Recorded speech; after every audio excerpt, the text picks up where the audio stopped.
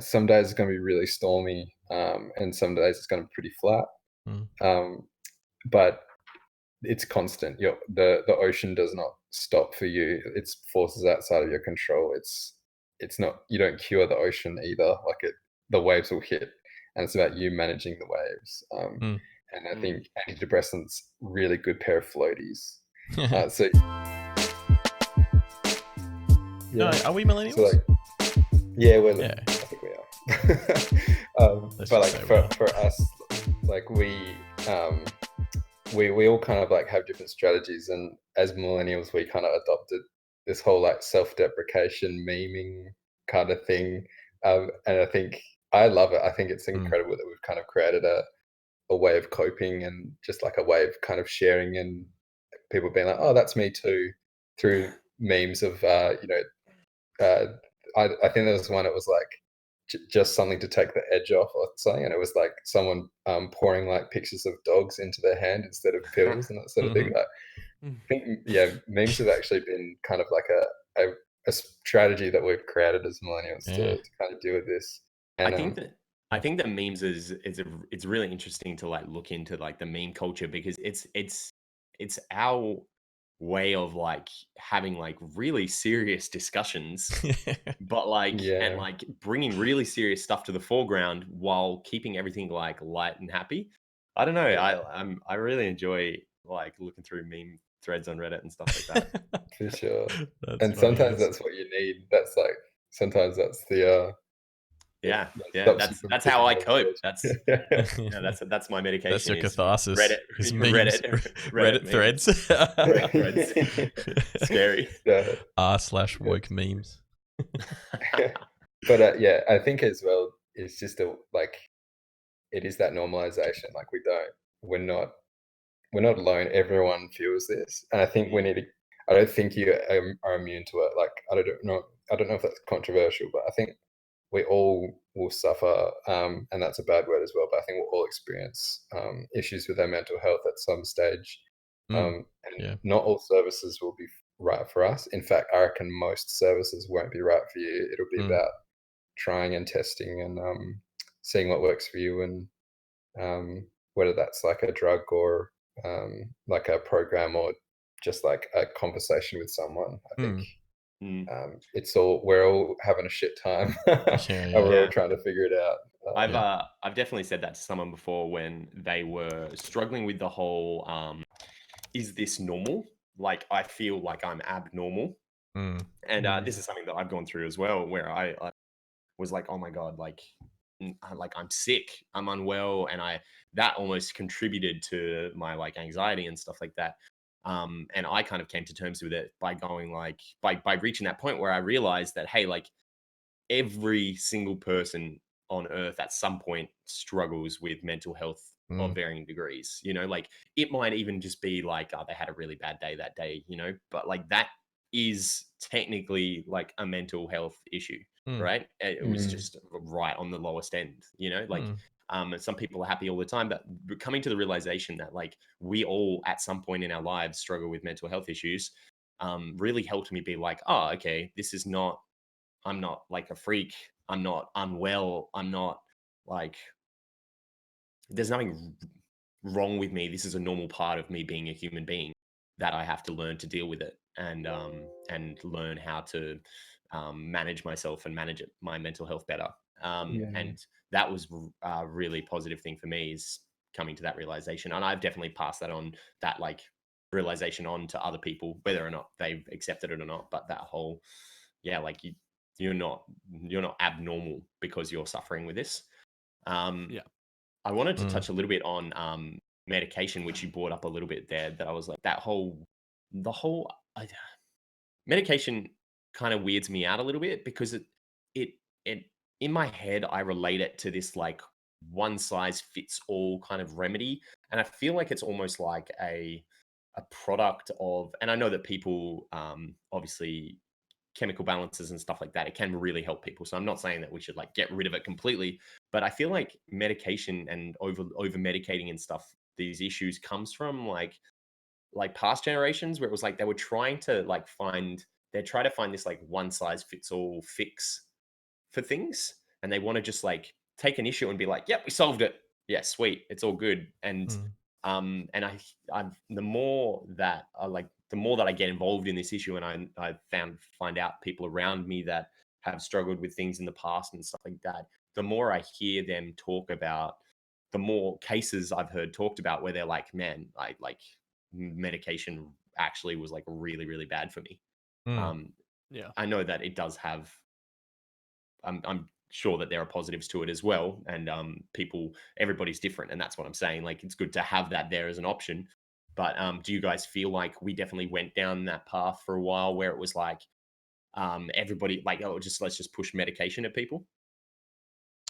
Yeah, I feel like there's definitely a few sides to it. And it also did weird me up quite a bit until I did some pharmacology units at uni and like learnt a lot about how they call like SSRIs and that, how the antidepressants work. And I was like, oh wow, that's like totally makes sense. But I see areas where people are over medicated and where people are under medicated. And obviously, it's not ideal to ever be on medication your whole life if you don't have to be. But if society gives you a gift that works, and like works really well for you, I think you're crazy not to take it and roll with it. But I do see flip sides where people are not. So you've got either young people who very clearly need testing and not, I don't know, I'm not able to diagnose if they need medication, but have to, like, they're struggling.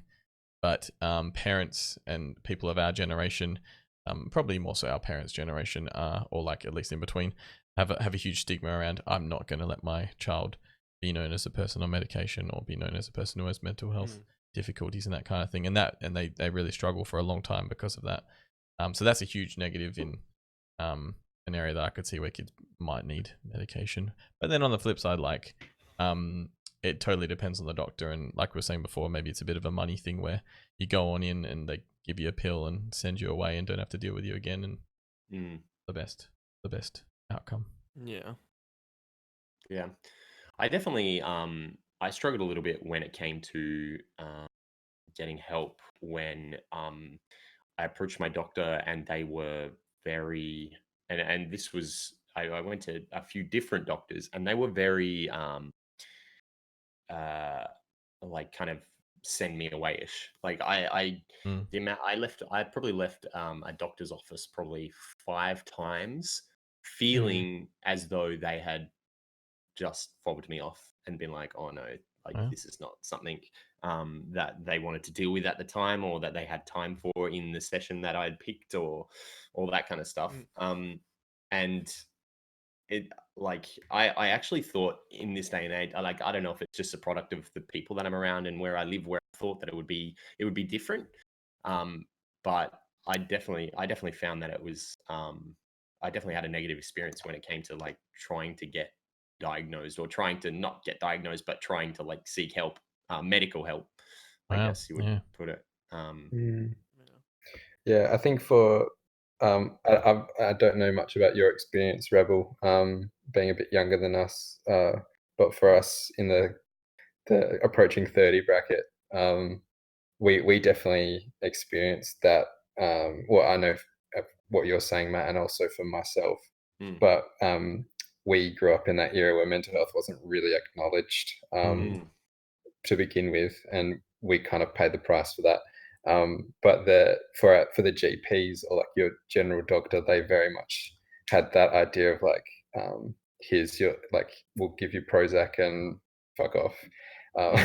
And I think for young people now, there's more opportunity to go to somewhere that has a bit more intention about actually spending time with you and getting to know you and treating you the way that works. Yeah. For me, I was on 3 different antidepressants over 3 years because the first 2 didn't work for me at all, and were actually very unhelpful and made me feel a lot worse about myself. Damn. And then the third time was the charm, and I was on them for quite a while, and now I can say that I'm off them. But I guess the way that I've always described it is, and I think it's a really good metaphor for anxiety and depression is it's kind of like the ocean. Like some days it's going to be really stormy, and some days it's going to be pretty flat. Mm. Um, but it's constant. The ocean does not stop for you. It's forces outside of your control. It's not, you don't cure the ocean either. Like the waves will hit, and it's about you managing the waves. Mm. And I Mm. think antidepressants really good pair of floaties.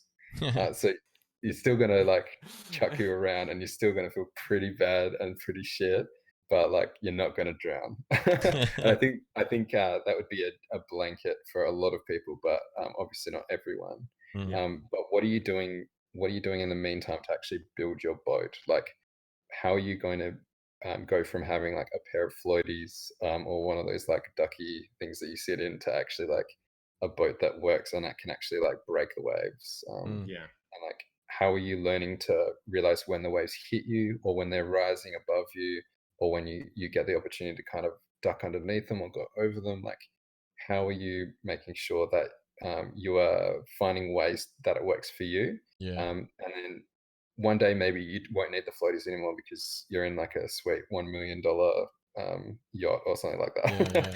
Like, but you need That's a to. cool Yeah. I think metaphor. we need to take responsibility and actually begin to manage our mental health better, and take Yeah. ownership of that process.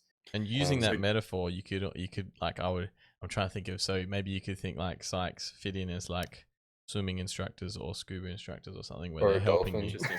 Or A a dolphin. dolphin. Where they're A helping dolphin you is to definitely like cuter.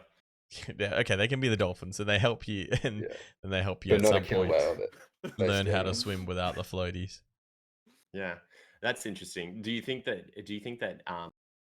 there's some people that though that they don't, that they're looking for a one like a pill that solves all their problems, and so they don't put in that extra work to like try to get better. They just think, oh yeah, I've got a pill, therefore this is all fixed now.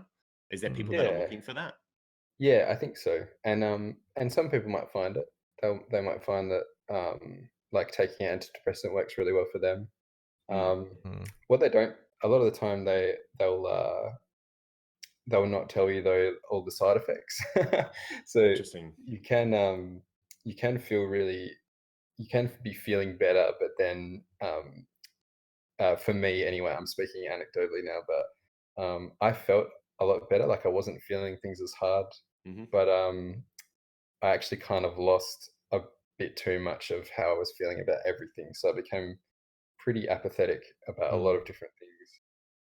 I also gained a lot of weight, Mm. and these are the kind of things that they don't really tell you. So I was getting kind of, I wasn't feeling great because of feeling like my body had changed, and uh, putting all this effort into exercise and not knowing why I wasn't seeing any results. Mm, Yeah. Um, and then once I did get to a place where I was managing how I was feeling, and I was like, I really do miss feeling things more. I found myself in a place where I came off them, and then I lost all this weight, and I felt really good about myself. Mm. And but I hadn't realized what happened in terms of the side effects. And sometimes you need those side effects to avoid what inevitably might be something a lot worse, which is the situation that I was in. So it's yeah, interesting. it's kind of can be a catch-22. Can have different ways of going about things. Yeah, and I think that's just testament to everyone needs to spend some time thinking about what works best for them, Yeah. and really take ownership of that, and not expect the miracle pill. Miracle Mm. cure. Yeah. No, Yeah. 100%.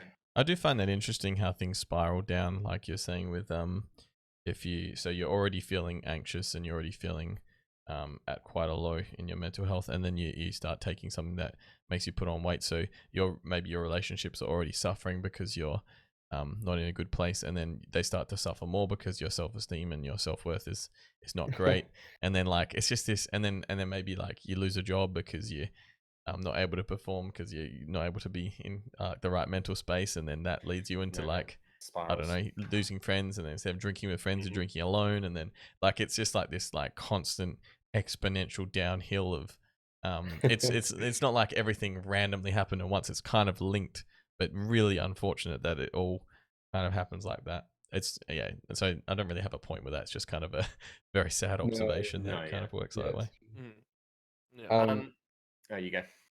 so I was gonna ask Rebel another question in regards to like, oh, you don't have to share too much, but just in terms of like, do you find like a compounding effect in terms of like your SAD and maybe some of the other? I forget what you said. Sorry, in terms of like if you experience that anxiety and depression, but do you find that it kind of can cascade on you, or? Yeah, I guess like to an extent, like I don't know if it's anxiety or depression, but like loneliness has always been a big factor in my life. So like it will be like if I'm feeling lonely and then winter comes around and then it just compounds and it does get worse and it does get to the point where it things will just sort of stack up on each other and it yeah, and I think that is the way that all of these things kind of work. It always ends up being one thing on top of another that leads you down this route that is darker, I guess. Mm. Yeah. Yeah. Mm. If that answers the question. Yeah. They stack up. Yeah. Yeah, They I do stack definitely up. I It's definitely find that. definitely a thing. Mm.